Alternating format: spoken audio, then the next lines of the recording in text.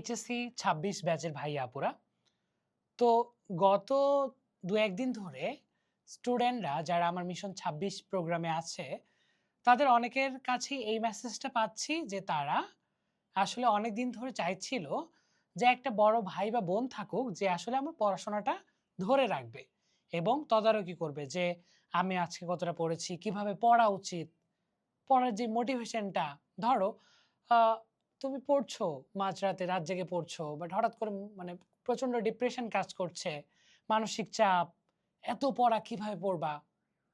তারা কিন্তু আমাকে নক করে এবং আমি এবং সেই স্টুডেন্ট মিলে আমরা দুজনে মিলেই ডিসকাস করে কিভাবে পড়া উচিত, সামনে কিভাবে পড়লে আরো বেশি ভালো করা যাবে, কিভাবে সিলেবাস দ্রুত কমপ্লিট করা যাবে এবং রিভিশন কিভাবে দেওয়া যাবে, সকল কিছুই কিন্তু মিশন ২৬ প্রোগ্রামে আমরা করছি।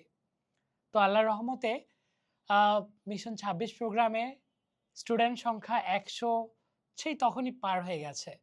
তো একটা কথাই বলব, যেই ছোট ভাই আপুরা, তোমরা আমার কাছের ভাই-বোনের মতো।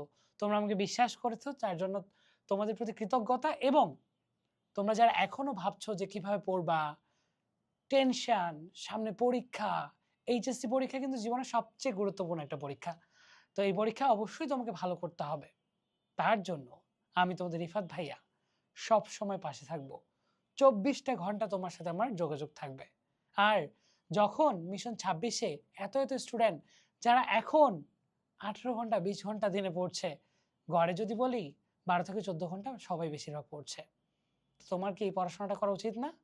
তো সেই জায়গা থেকে একটাই কথা বলব, তুমি যদি চাও যে না ভাইয়া আমি আপনাকে কথা দিচ্ছি, আমি পরিশ্রম করব, you are most welcome mission ২৬ প্রোগ্রামে।